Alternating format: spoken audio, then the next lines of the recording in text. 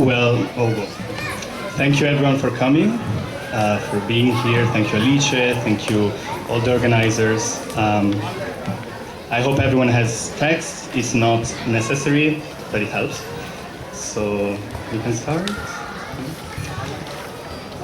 1, 2, 3. Carnevale in filastrocca, con la maschera sulla bocca, con la maschera sugli occhi, con le toppe sui ginocchi. Sono le toppe di Arlecchino, vestito di carta, poverino. Pulcinella è grosso e bianco, e Pierrot fa il salto in banco. Pantalon dei bisognosi, Colombina dice, mi sposi? Gianduia lecca un cioccolatino, e non ne dà niente a Meneghino. Mentre Gioppino col suo randello mena botte a stenterello. Per fortuna il dottor Banzone gli fa una bella medicazione, poi lo consola, è carnevale, e ogni scherzo per oggi vale. Giovannino Vagabond, the great traveler, traveled and traveled. One day he chanced upon a country with an "un" in front. What kind of a country is this? He asked one of its denizens, who was lazing in the shade of a tree. The citizen replied by pulling a pencil sharpener out of his pocket, which he showed to Giovannino in the palm of his hand. Do you see this? Yeah, it's a pencil sharpener. Completely wrong. It's actually a pencil unsharpener. That is a pencil sharpener with an "un" in front. We use these to make pencils longer when they're worn down to a stub. They're very useful in schools, of course. Magnificent, said Giovannino. What else do you have here? We have, well, clothes and hangers. You must mean something like clothes hangers. No. Well, clothes hangers aren't particularly useful if you don't have a coat to hang on them. With our hangers, everything's different. You don't have to hang anything on them because there's already something hanging. If you need a coat, you just go and take it off. If someone needs a jacket, they don't even have to go buy one. They just go to the unhanger and unhang it.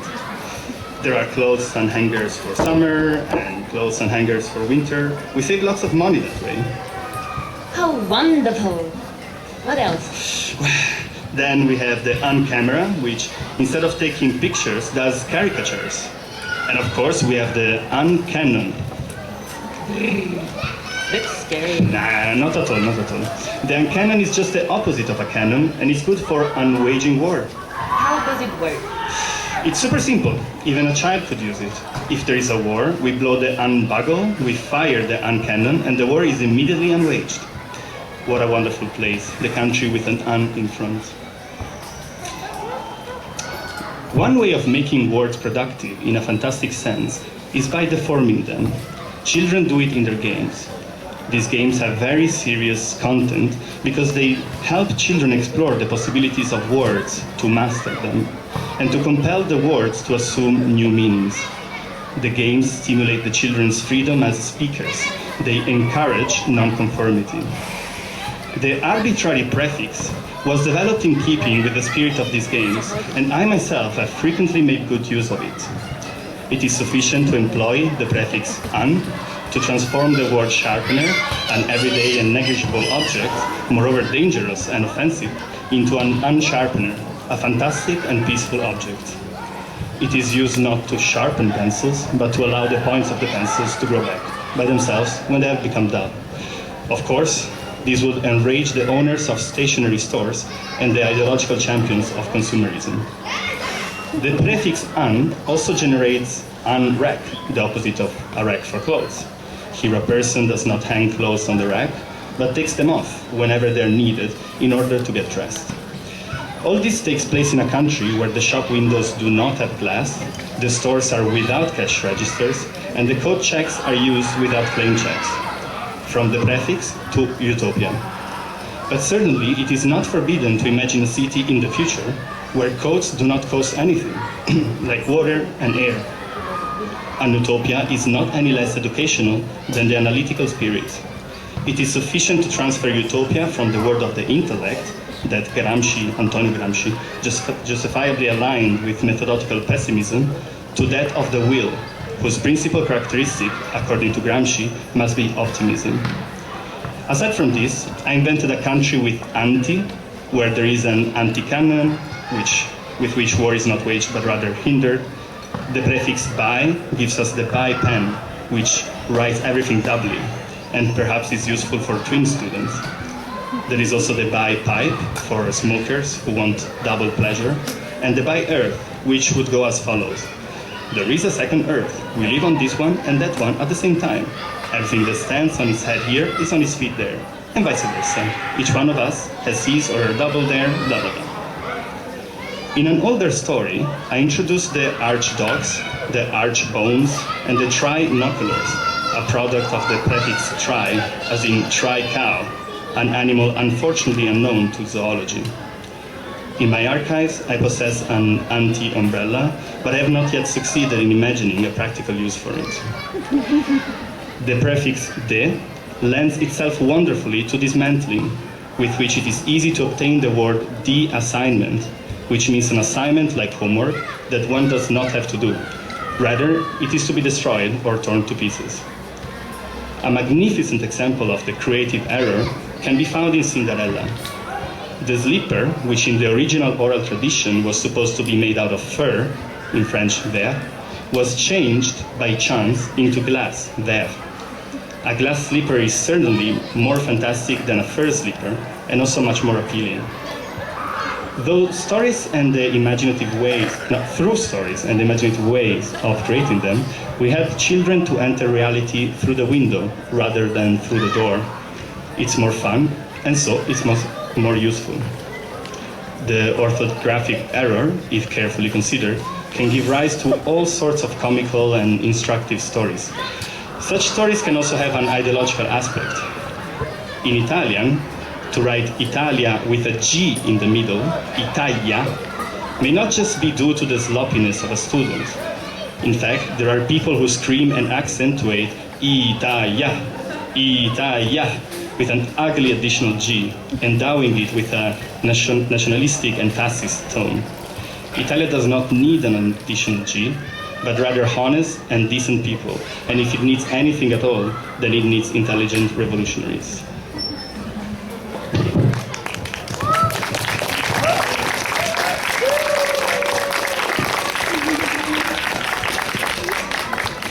En la ratonera ha caído un ratón con sus dos pistolas y su traje de cowboy. Ha de ser gringuito porque siempre habla inglés. Amas de ser güerito y tener grandes los pies. El ratón vaquero saca sus pistolas, se inclinó el sombrero y me dijo solas. What the heck is this house for a manly cowboy mouse? Hello you, let me out, don't catch me like a trout. Con que sí, ya te vi, que no estás a gusto aquí, pero aunque hables inglés, no te dejaré salir.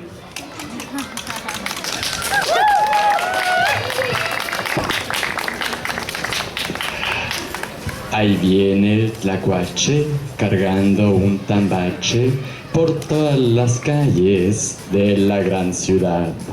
El señor tlacuache compra cachivaches y suele preguntar: botellas que vendan, zapatos usados, sombreros estropados, pantalones remandados, cambio, vendo y compro por igual. Chamacos malcriados, mediosos que vendan, y niños que acostumbren a dar chillidos o gritar, cambio, vendo y compro por igual. Ahí viene el tlacuache cargando un tambache por todas las calles de la gran ciudad. El señor tlacuache compra cachivaches y para comprarlos suele perdonar.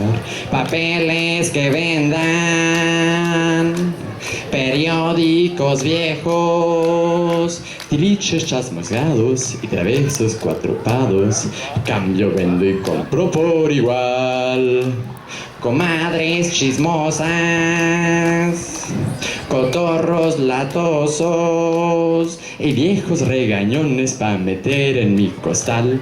Compro, vendo y cambio, compro, vendo y cambio, cambio, vendo y compro por igual. Compro, vendo y cambio, cambio, compro y compro, compro por igual.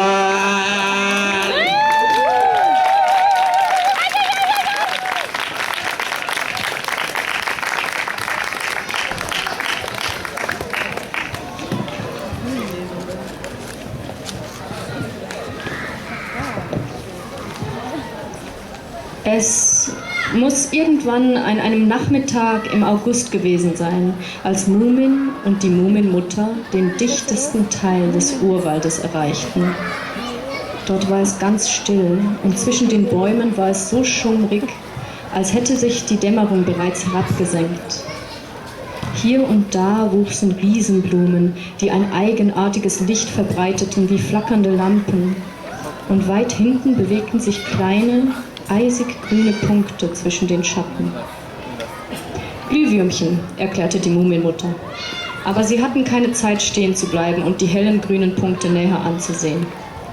Die Muminmutter und Mumin waren nämlich unterwegs, um einen warmen, gemütlichen Platz zu suchen. Dort wollten sie ein Haus bauen, in das man sich verkriechen konnte, bevor der Winter kam. Mumintrolle können Kälte ganz und gar nicht ertragen, daher musste das Haus spätestens im Oktober fertig sein. Also wanderten sie weiter, tiefer und tiefer in das Schweigen und die Dunkelheit hinein. Allmählich begann Mumin sich ein wenig zu fürchten. Flüsternd fragte er seine Mutter, ob sie glaube, dass es im Wald gefährliche Tiere gäbe. Ziemlich unwahrscheinlich, antwortete sie. Allerdings kann es nicht schaden, wenn wir trotzdem ein bisschen schneller gehen. Aber bestimmt sind wir so klein, dass man uns gar nicht bemerken würde, falls etwas Gefährliches auftauchen sollte. Plötzlich packte Mumin seine Mutter fest am Arm. »Schau mal«, sagte er und hatte dabei so große Angst, dass sein Schweif abstand. Aus dem Dunkel hinter einem Baumstamm starrten ihm zwei Augen entgegen. Die Muminmutter erschrak anfangs ebenfalls, sagte dann aber beruhigend: »Das ist bestimmt ein ganz kleines Tier. Ich werde es erstmal anleuchten. Du weißt doch, dass im Dunkeln alles viel schlimmer aussieht.« Sie pflückte eine der großen Blumenlampen ab und leuchtete damit in den Schatten hinein. Da sahen sie, dass dort tatsächlich ein ganz kleines Tier kauerte, und dieses ganz kleine Tier schaute sie ausgesprochen freundlich und zugleich etwas erschrocken an. »Na, was habe ich gesagt?«, meinte die Muminmutter. »Was seid ihr denn für welche?«, fragte das kleine Tier. »Ich bin ein Mumintroll«, antwortete Mumin, der inzwischen wieder mutig geworden war. »Und das hier ist meine Mutter. Hoffentlich haben wir dich nicht gestört.« Wie man sieht, hatte seine Mutter ihm gute Manieren beigebracht. »Ist mir nur recht«, seufzte das kleine Tier.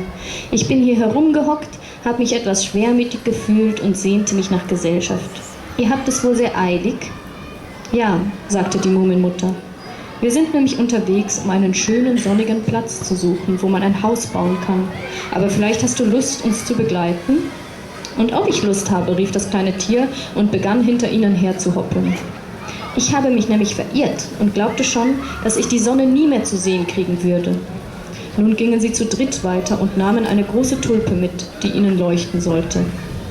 Aber ringsum verdichtete sich die Dunkelheit mehr und mehr. Die Blumen unter den Bäumen verbreiteten einen immer schwächeren Schein und schließlich erloschen die allerletzten Blüten. Vor den drei Wanderern funkelte eine schwarze Wasserfläche und die Luft war schwer und kalt. »Igitt, ist das unheimlich«, sagte das kleine Tier. »Das ist das Moor. Nie im Leben wage ich mich dort hinein.« »Warum denn nicht?«, fragte die Muminmutter. »Weil dort die große Schlange haust«, sagte das kleine Tier mit sehr leiser Stimme und blickte sich nach allen Seiten um. »Unsinn«, sagte Mumin, der keine Angst zeigen wollte. »Wir sind doch so klein, dass man uns gar nicht bemerkt. Wie sollen wir je die Sonne wiederfinden, wenn wir uns nicht übers Moor trauen? Los, komm mit.« »Nun, vielleicht ein kleines Stück weit«, sagte das kleine Tier, »aber seid vorsichtig, ich übernehme keine Verantwortung.« Also traten sie so behutsam wie möglich von Grasbüsche zu Grasbüsche. Um sie herum, in dem schwarzen Sumpf, wisperte und blubberte es. Aber solange die Tulpenlampe leuchtete, fühlten sie sich sicher. Plötzlich rutschte Mumin aus und wäre fast in die schwarze Brühe geglitten, wenn seine Mutter ihn nicht im letzten Augenblick erwischt hätte. »Jetzt müssen wir mit einem Boot weiterfahren«, sagte sie. »Du hast ja ganz nasse Füße, da wirst du dich bestimmt erkälten.« Sie holte ihm ein paar trockene Socken aus ihrer Tasche und setzte dann ihn und das kleine Tier auf ein großes, rundes Seerosenblatt. Alle drei steckten ihre Schweife wie Paddel ins Wasser und steuerten geradewegs in den Sumpf hinein. Unter ihnen huschten verschwommene, dunkle Gestalten zwischen den Baumwurzeln hin und her. Ringsum plätscherte es, als tauchte jemand ins Wasser und der Nebel kam angeschlichen und hüllte sie ein. Plötzlich sagte das kleine Tier, »Ich will heim!« »Hab keine Angst, kleines Tier«, sagte Mumin mit zitternder Stimme. »Wir singen jetzt einfach was Fröhliches und...« Im selben Augenblick erlosch die Tulpe und es wurde ganz finster. Aus der Dunkelheit hörten sie ein Zischen und spürten, wie das Seerosenblatt zu schaukeln begann. »Schnell, schnell«, rief die Muminmutter, »die große Schlange kommt!« Sie tauchten die Schweife noch tiefer ins Wasser und paddelten aus Leibeskräften, dass das Wasser nur so um den Bug rauschte. Und dann erblickten sie die große Schlange, die hinter ihnen hergeschwommen kam. Sie sah sehr böse aus und hatte grausame gelbe Augen. Sie paddelten, was das Zeug hielt, doch die Schlange rückte immer näher und sperrte bereits ihren Rachen mit der langen, zischenden Zunge darin auf. Mumin hielt sich die Hände vor die Augen und schrie, »Mama!« Dann wartete er darauf, aufgefressen zu werden. Aber nichts geschah. Vorsichtig spähte er zwischen den Fingern hindurch. Etwas sehr Erstaunliches war passiert. Die Tulpe hatte wieder angefangen zu leuchten. Sie hatte sämtliche Blütenblätter geöffnet und mitten in der Tulpenblüte stand ein Mädchen mit strahlend blauen Haaren, die ihr bis an die Füße reichten. Immer stärker leuchtete die Tulpe, die Schlange begann die Augen zuzukneifen und plötzlich machte sie mit wütendem Zischen kehrt und glitt hinunter in den Schlamm.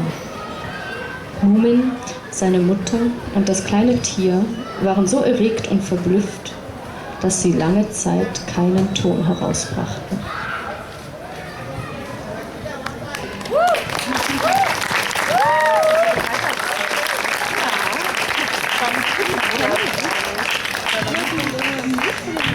Don't be scandalized. Being scandalized makes you emotionally dependent on a tyranny. It erodes your capacity to think beyond the madness. It reduces your opposition to a determinate negation of the tyrant. It will take over your life. It will consume your mind. This is a long-term game. Watch and do what there is to do. Don't react, pre-enact. Absolutely not do absolutely. Condone absurdity and absurdly reject. Fascism is a political carnival. Its surrealism is the new social contract. The institutions, the law, the so-called real person, these characters we play in bourgeois theaters, the respectable civilians disappear in favor of the cruel representation in images. The trauma is real. Maybe it is time to stop pretending that some good institution was to come and save you. Batman, in this sense, is dead. It's on you to become the Joker. What makes Batman a hero and a Joker a villain is exactly the relation to representation and to trauma. Both suffer tragic and traumatic accidents. Both find a rearrangement of their symbolic existence as a strategy for survival. But in fact, they differ massively. One remains centered on an institutional reality of the law, which identifies the real person, really existent, legitimate, while the other embraces trauma absolutely. Yeah. Dissolving into a representation of himself. Batman somehow believes that the law designates a potentially real situation that is to be maintained. Such is justice, while the Joker knows only the play of images and signifiers. While Batman maintains a real identity, whichever of the two that might be, the Joker sacrifices the real person for the character. In this sense, violence is a collapse of identities. In a way, it is a release, and it comes with acknowledgement, The acknowledgement is the release. But who decides that Joker is a villain and Batman a hero? It is the social contract. We are all agreeing on that now, or else we will be making war in between ourselves. While Joker lives the problematicity of social representation and embraces the impossibility of really possessing a personal experience, Batman remains in touch with these institutional realities. More generally speaking, those who do not obey the rules, do not submit to the idea of what is right, remain and have always been heretics of reasons, of religion, of the proper politics. And since the social contract is always negotiated, today's heretics can be tomorrow's heroine, for better or for worse. Learning the theory doesn't teach you politics, does not teach you activism, and frankly, is not necessarily the task of the theorist to tell individual people how to act or what to do. If philosophers were politicians, it would be the worst tyranny that one could ever imagine. It would be beyond prescriptions on how to act and what to do. There would also be laws on how and what to think, what to like and dislike, which feels somehow familiar.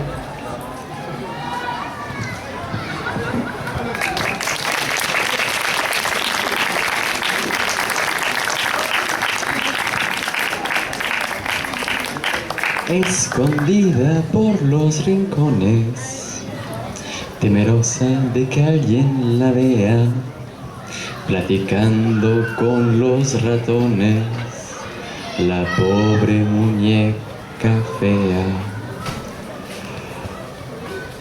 Un bracito ya se le rompió y su carita está llena de olín.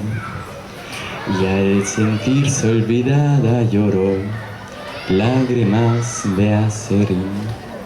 Muñequita, le dijo el ratón, ya no llores, tontita, no tienes razón. Tus amigos no son los del mundo porque te olvidaron en este rincón. Nosotros no somos así. Te quiere la escoba y el recogedor, te quiere el plumero y el sacudidor, te quiere la araña y el viejo beis. También yo te quiero y te quiero feliz.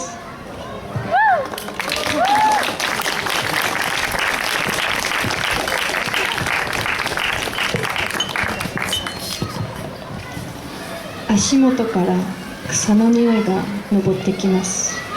時々吹く柔らかい風に乗ってあちこち草を食べている牛の声が高く低く聞こえてきます。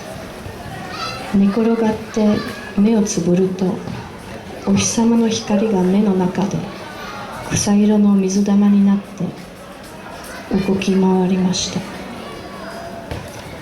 帰るところがあるっていうのはなんて素晴らしいのかしら。キキは人帰りのしたことでまた新しい自分を発見できたような気がするのでした。キキが家に帰るとコキリさんが笑いながら言いました。草山に行ったの？わかる？ええ。ほっぺに草の跡がくっつけるよ。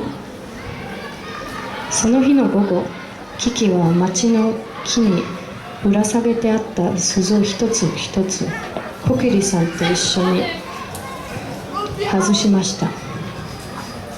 この1年、風が吹く日に鈴の音が聞こえるとあなたを思い出していたのよ。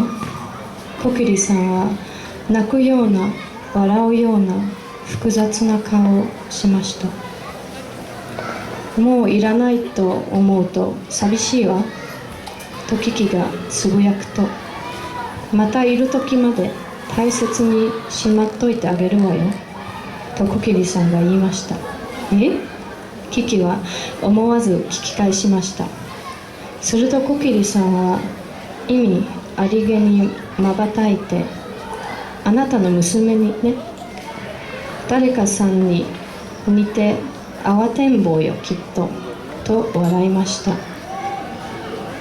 キキは鈴の中から一番大きいのを選んで磨いて箱にしまいました。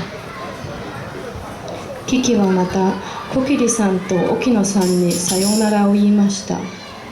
今度は独り立ちの時のようなキリキリした必死な気持ちはありませんでした。またね、またね、手を振って笑い合いながら言いました。キキとジジは一翼線コリコの町の目指して飛び続けました。ほうきの上に下げた荷物から時々軽く鈴の音が聞こえます。するとキキは一層スピードを上げてほうきを飛ばすのでした。やがて遠くに光る海が見え、四角や三角、積み木を重ねたようなコリコの町が現れました。ほら、私たちの町だよ。キキは指さして叫びました。夕方の日を斜めに受けて、時計台の影がコリコの町の半分を横切るように長く伸びていました。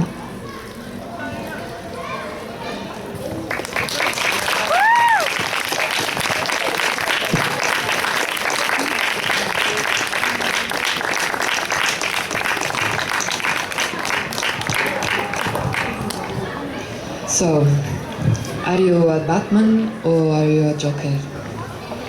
This was never actually the question. Many of us do not belong clearly to one tribe that gives them identity, certainty, and not even a sense of community. Many of us stand between tribes, gaining perspective with the cost of losing certainty and sometimes protection. As jokers, we can end up lonely. But representation and identification in society is not the only social way of mediating between us. Subcomandante Marcos, for example, is now Subcomandante Galeano. Frankly, we can only attempt at describing its identity that continually shifts.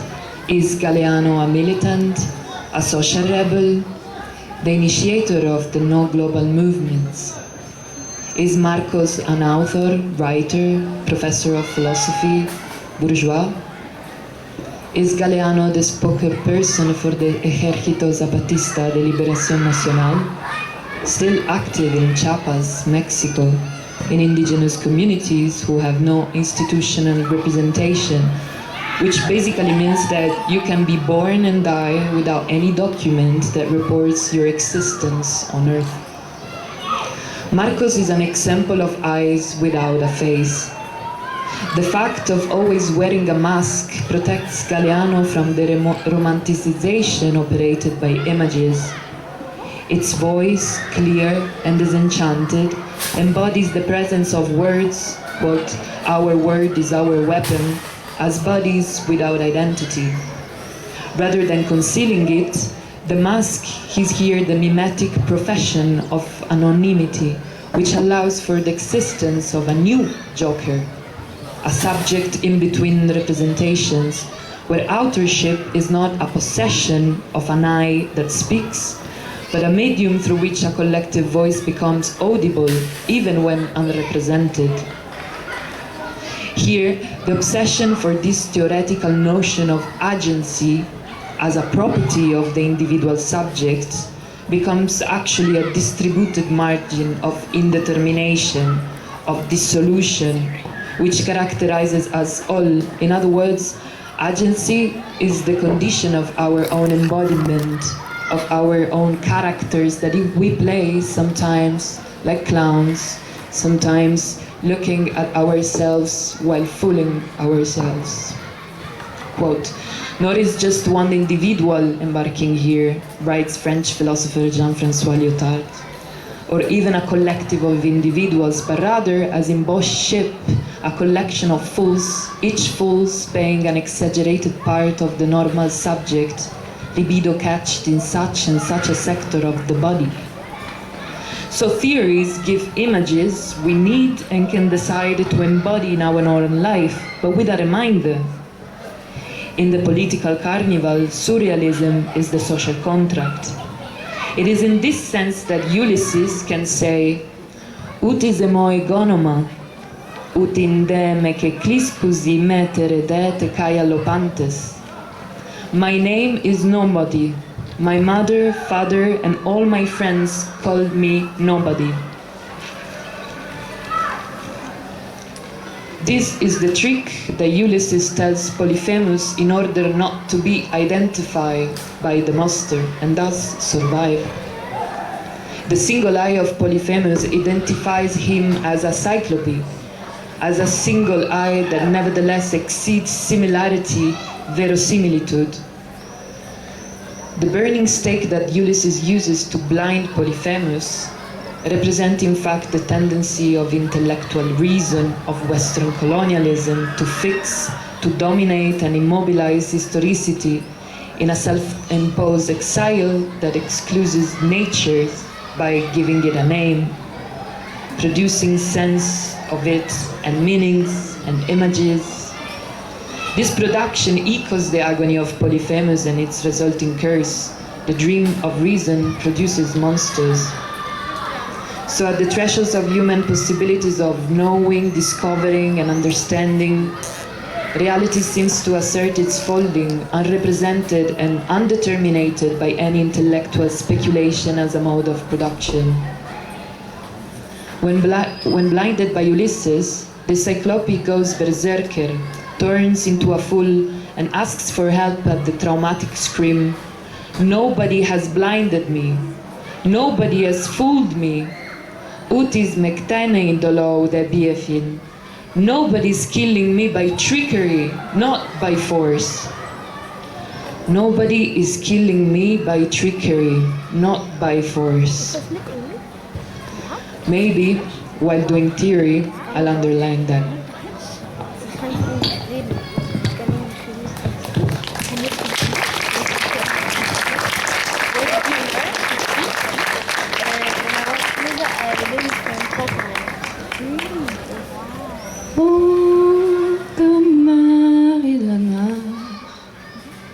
Wenn de mond nog wacht, wogen maar alle hier, denn wenn de Tag vergeht, ich mache meine Augen zu, doch Papa sagt was rund, denn in der nächsten Stunde, wenn ich bald schlafen tue. Mein Bruder, wo da neben mir liegt, ist er am gleichen Ort wie ich oder weit fort, wenn er bald schlafen tut. Wogen wir in der Nacht, wenn nur der Mond noch wacht. Wogen wir alle hier, denn wenn der Tag vorbei. Ich glaube, es gibt das Träumerland, wo alle besuchen wollen und wir sind uns dann dort, gerade alle miteinander. Ja, Papa, dort kannst du sicher sein. Im Traum schaffst du nicht viel und wir machen das Spiel, nur der Elli, du und ich. Dort gehen wir in der Nacht, wenn der Mond noch wacht. Dort gehen wir alle hin, denn wenn der Tag vorbei